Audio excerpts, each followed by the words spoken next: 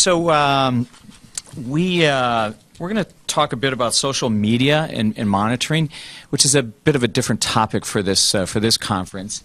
It's we thought it'd be very topical and very current, and we're going to sway it into the issues that surface at this conference as much as we can. But all in all, we thought it would be interesting and useful for the attendees here. So I'd like to start off by introducing Mr. Brian Ware from Haystack Technology. He's the Chief Technology Officer and is also a founder of a company that was acquired by Haystack. And I'm going to let Brian introduce himself and tell you a little bit about his very interesting career. Yeah, so one of the things that you'll discover very quickly is I don't know anything about anything that you guys do. It's not what I do for a living. My career is primarily from the defense and intelligence industry.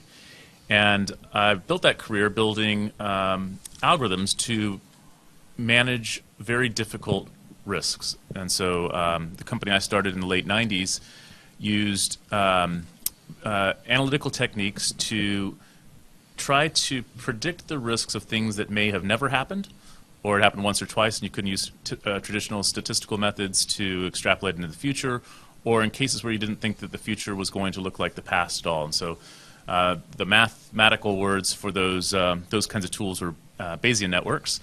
And the idea behind the Bayesian networks that we built was that they should operate like a group of the greatest experts in the world, if only you had enough of them and could present them with the data. And what's turned out to be really interesting for me over the last several years, certainly when we started our company, there wasn't a whole lot of data around. And now it's quite the opposite. There's too much data. And so data mining used to be the word, now the word is big data, is all about trying to find correlations and find signals and find interesting things in the data that you have. Most of the techniques that we use every day, like Google searches and things along those lines, don't necessarily have a whole lot of expectation on what is important in advance. They just know what other people did. And they've correlated that through collecting all that big data. Our approaches are very different. We really want to understand what the kind of decision that you're trying to make is and what the model is, and then we will find the data to support that model, ideally to make risk decisions. So I won't talk too much about the kind of things that I do in my day job, but I will talk a little bit about some of the application areas, technology areas that I think are really relevant to this industry. So I'll just dive right in. Do you want to introduce yourself now, or do you want to wait until later? Well, just briefly, I'm DC Page with Andrews International. We're an investigative and security consulting firm. We've having a background in police and investigations and intelligence with the U.S. government.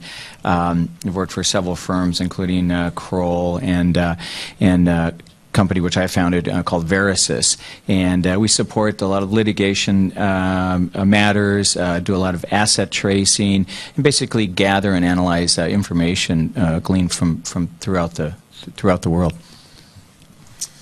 So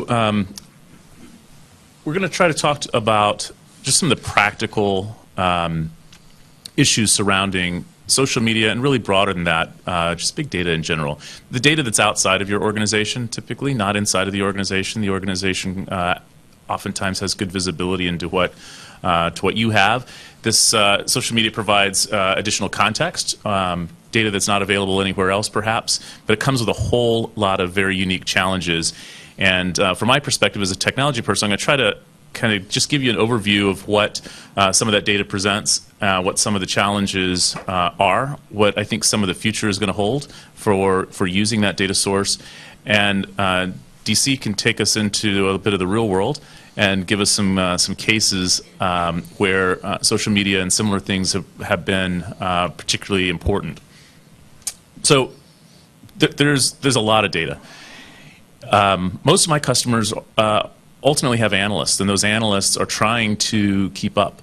But the data is coming at them faster than they're able to keep up. And so when that happens, you have a few choices. You miss things, you look for less things. You'd like to have automation, but I'll talk a little bit about that automation piece. But there's